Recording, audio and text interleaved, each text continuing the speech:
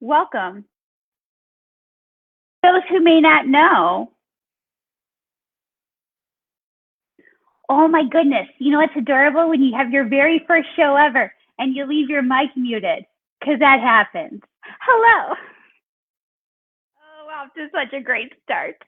Welcome to the Teacher's Lounge. For those who may not know, a teacher's lounge is a place that you go when you're on break. And break is something that you go where you're not in the classroom with kids. I know that's hard to fathom, right? So you go into this room where there's other teachers and you usually talk about what's going on in your class and what's going on in the world of early childhood education. And again, there's no kids there. There's just educators and sometimes parents. And this is our Teacher's Lounge. So thank you for joining us tonight. My name is Rachel Giannini. I am an early childhood educator. I am an advocate, and I am a video blog host. But for all intents and purposes, I am a co-host because the other host of this show is the amazing, unbelievable, extraordinarily talented Mr. Garrett Wilhelm. Mr. Garrett, please come on. Garrett. Oh, I'm so sorry. I was so focused on thinking about this magical place called the Teacher's Lounge. Oh my goodness. Thank you guys so much for joining us. I am so excited to kick this project off with my co-host. Is it over here? It's over here, Rachel. My name's Garrett Wilhelm. I am a school owner. I am a progressive educator, Montessorian, and overall magic master of glitter. Thank you guys so much for joining us tonight. We are really excited to have you here. And we hope that we can provide you guys a real place to just sit back and chill and unpack the absolute S show of a week that you've had in your classrooms. It's our pleasure, it's our joy to bring you the very first episode of the Teacher's Lounge. And we are always gonna start off the Teacher's Lounge with education news. So Rachel, take it away. Perfect. So for my education news, we get to go into a DeLorean, circa, Back to the Future, because we have to go back in time. And we have to go back in time to 2020, which is not that far. But instead of the garbage fire 2020, we're going to talk about something that is totally awesome. And I have to tell you right now, today was one of those days in school that was kind of hard, and I'm kind of exhausted. So I may cry for no reason out of pure joy and delirium and lack of sleep, but you're teachers and you'll get it. So let me tell you some news that's totally cry-worthy. Friends, in front of you, you have the most unbelievable educator. This lady right here, Tabitha Rothproy. She was 2020's Teacher of the Year. Now, this is extraordinarily important because it wasn't preschool Teacher of the Year, it was Teacher of the Year. And she was up against some pretty heavy hitters. And this preschool teacher crushed it. Now, this is great for a lot of reasons because one, Miss Tabitha is unbelievable. She's been an educator for 10 years and she runs the most inspirational program.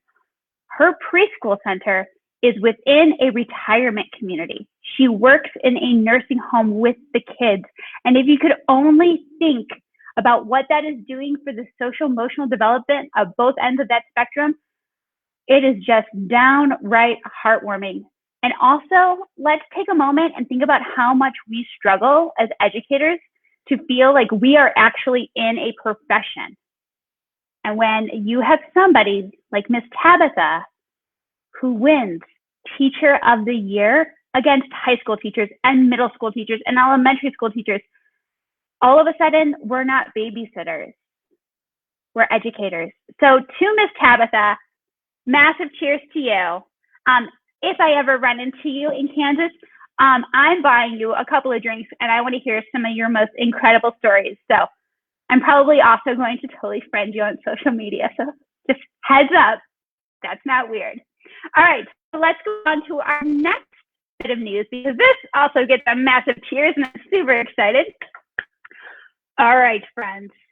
This lovely gentleman is Miguel Cardona. He is the Secretary of Education. Now, we could, take a couple minutes and reflect on the last Secretary of Education, but I don't think we need to do that. I think we can go ahead and just move forward and talk about how incredible it is, because Mr. Cardona is an educator through and through, my friends. He is an elementary and secondary educator. He was also the youngest principal at 28. At 28, I barely had my stuff together. Yet this man was principal. He went on to become assistant superintendent and then the head of K-12 in the state of Connecticut, and now he is the Secretary of Education for our country. And that is incredible to have somebody who gets what it's like to be in our shoes. So that is my exciting news. Yes, and I was actually just really just crying because I'm super excited and thankful that we have somebody that is competent in the job. Yes. Oh my goodness. And it, yes. His plan. Oh, crumbs. I didn't even talk about that. Like the fact that his entire platform is one, ensuring that low-income families have access to high-quality public education, and also really championing public schools and Garrett, Rachel, free college. Free college. Get out. No, seriously, I'm leaving. Get back here. I can't do the show. I'm right back here. Sorry. Okay. I'm not going to do that on the first one. I'm not going to promise in further episodes. It won't happen later, but today, not today. Not today, Lord. Yeah. So those are my bits of news. And I just have to tell you on both ends, nothing's like a good heartwarming tale about teachers taking ass and taking names. And in this case, we got two of them. So awesome. Thank God. Thank you so much, Rachel. And on to my news, headed in the right direction, my friends. Let's talk about vaccines. My goodness, teachers and vaccines. Has your state made you a priority for the vaccine for COVID-19? I don't know if you guys have heard of that thing. It's COVID-19. It changed the way education is just in general. It changed our lives. It changed the world. But there's a way out, my friends. And it's this wonderful thing called science. And, Biden announced recently that he is going to demand the states make teachers a priority for the vaccine. I can't believe there's states out there that haven't. So round of applause for that. Even better news is that CVS, the nation's largest pharmacy, announced last week that despite the fact that Biden waited till about this week to tell the states, they started making appointments for teachers across the nation last week. So they were ahead of the game, and we are super duper excited that you teachers out there can get vaccinated. And let me tell you guys, don't worry about it too much because the microchip doesn't hurt that bad. Also, you can, microwave food. You can turn your TV on and off with the microchip. I mean, there's bennies all over the place. And on to my other story, which is, where are we? Teacher trauma, and I can't find my graphic. So teacher trauma, my friends. There was a study done recently that basically showed across the country that teachers are experiencing high amounts of trauma. Go figure. Why, you ask? Well, there's a ton of different reasons. The first being is that teachers are actually being put in a position of doing things that they haven't ever wanted to do before, nor were trained before to do. They had to adapt the way education, again, looks and feels across the board. And they've had the lens of the entire nation staring down their backs about how they're performing. And of course, Rachel, in this polarized society, we know how that goes, and it's not pretty. So overall, they put some minor mitigation efforts in to schools, including school counselors, including external places outside of school for teachers to be able to actually talk about their feelings, how things are going. Never before has there been such a lens on education. And Rachel, what do you think about that? This is probably, you and I talked a couple days ago about doing this story and the fact that it has to be told. And it's one of those things that the average turnover rate without COVID for a preschool teacher is 2 years out of the classroom, 5 years out of the field. And this idea that you are already taking a field that is paid with cookies and hugs, is seen as a babysitter, is constantly under pressure and fighting for a living wage. And then you're going to go ahead and you are going to dial in and put the most intense possible lens and scrutiny on top of it. And also, by the way, I know you've never done a Zoom and you've never taught virtually, and they're children, but you have to do that now. And ready, go. Yeah, set, go. You got it. And as a result, it's one of those things that it is such a hard ask, and I get it. I totally feel for every single educator. And I will say two things. One, Garrett, and I've said this a million times, there is no other field that could take on this pandemic like educators. Nobody is more creative. There's no better problem solvers. There's no better critical thinkers that can be like, you want us to do that? Okay, got it. We'll do it. I was just going to say work on the fly. I was just going to say work on the fly. And nobody else can. But I do think that one thing that we all need to do as educators is remember why we're doing this. Like, nobody got into teaching for the money. Nobody became a preschool teacher to make the bennies. We didn't. And something brought us into the classroom. And I think it's really important when days are hard and things are just downright difficult for you to have that reflective moment of, why are you doing this thankless job? Why are you giving everything you have for this? And that's really powerful. And I'm an inquisitive mind. I always like to know things. And I know a lot about you, Garrett. We've become quite BFFs. That's very true. I have no clue why you became a teacher, why you became an educator. Because I know you're the king of sparkle, but do you know that in the ECE world, you're a unicorn? Well, you know that, right? Yes. And I felt that my entire career. Trust me on that one, in the sense of there's negative and there's positive. We're going to focus on the positive today. And you know what, Rachel, that is a great segue to talk a little bit, there we go, about my why. It's really important for you guys out there as the audience of the Teachers Lounge to understand who we are and why we do this. Why on at 8 o'clock on a Thursday night, 7 o'clock Central Time, am I sitting at my school doing this show for you guys? Well, one, it's because I care. And two, it's because I fell into progressive education, really learner-centered education, because, cue the tiny violins. I had a very interesting school career. And in the beginning of my life, I did really well in school. I memorized, I regurgitated, I, did what I needed to do, and I got my grades. And right around 14 years old, actually 15, I apologize, my father passed away from AIDS. Yes, the last pandemic. And in that case, and after that happened, of course, my education, my grades, my performance overall, just right down the tubes. And, of course, I'm not, blaming anything on what happened in my life. I think everything happens for a reason. But in that time, in reflecting on that time, more importantly, I thought a lot about why I was able to kind of skim under the education system and wasn't really picked up. There was no counselor, there was no teacher, there was no principal that pulled me aside and said, hey, maybe this guy isn't doing really well because his dad just died of a horrible pandemic virus.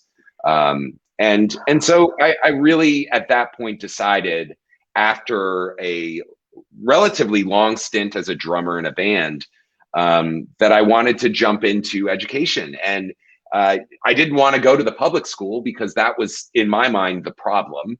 And for me, I was about making solutions and creating solutions. And so I really started diving into progressive approaches. And what really spoke to me was Montessori.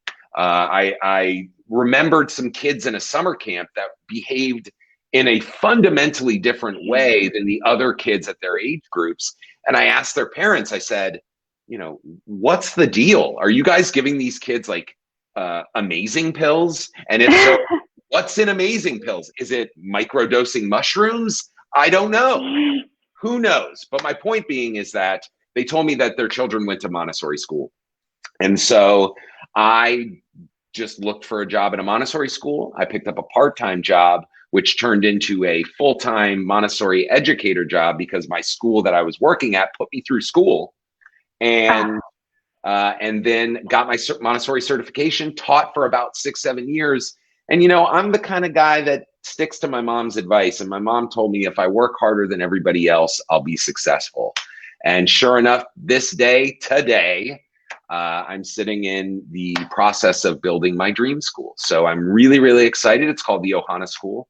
And that is my why. My why is because I don't want to be somebody that complains. I think we have enough of those people in the world. And I know that all of you can relate.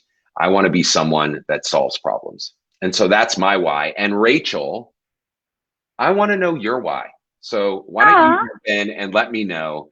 And I want everybody to take a look at this wonderful person right now. And Rachel, why don't you? Yeah, no, that's little baby Rachel. That's little baby Rachel in kindergarten, excuse me, preschool, at preschool graduation, doing the King and I, because that's what you do with 5-year-olds. You put them in grand Broadway plays. No, my why is kind of interesting. I am not somebody that came out of the womb like, let's do circle time. I wasn't born with a book in my hand by any stretch of the imagination. Outside of preschool, I actually hated school. I grew up on the south side of Chicago in the public school system. I feel like there's gonna be a lot of similarities in our story. And to me, school was rows and worksheets and working by yourself. I will never forget, we moved around a lot because of apartment living in Chicago. And while I really hope that none of my teachers ever actually commit a crime that I would be called to witness on, because I don't know their names, I don't really know the schools, but I can tell you a whole lot about my report cards, because all of them, regardless of the teacher, grade, or school, wrote the same thing. They wrote, Rachel cannot work without disturbing others. And I, as an educator now, I realize I was an early collaborator and nobody knew it. No, I hated school. I was pushed through. Much like you, I probably just did a whole lot of memorizing and just made it work. And I actually graduated from high school and went to become a sign language interpreter. I am a middle child. My little sister is Down syndrome. And growing up, we used sign a lot in our house to communicate. And I saw the amazing work it did with her development. And at the same time, as an interpreter, I would get to talk all day, and I liked to talk. And you would have to look at me. And I like being the center of attention. Surprised on all these things, I'm sure. And I'm getting close. I'm about to graduate. It was very exciting. And I ended up taking this random class because I had to. It wasn't random. It was philosophy of education. And this amazing woman, Karen Haig, a progressive goddess, came in and like Garrett, she said 5 words that changed everything in my life. She said, children learn best through play. And it was this moment of that you say that, but none of my teaching experience has ever been play. So break that down. And I learned more and more and more. And as a progressive educator, you do a lot of reflecting. And I thought about what I valued. And it was curiosity and finding bugs and plants and climbing trees. And I had an amazing teacher and a parent who told me I could do and be anything if I worked really hard.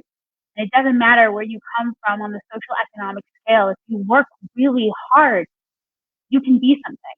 And in thinking about becoming a teacher, I realized that the things that made me were obviously my parents, but that genuine love that anything is possible, the desire to be an actress, the desire to have a voice and be creative, all came from my preschool teacher. And I turned out okay.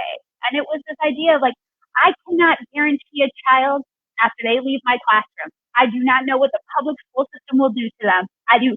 But I can tell you right now, if I instill curiosity and wonder and a love of literacy and a love of discovery, then that's going to stick in them.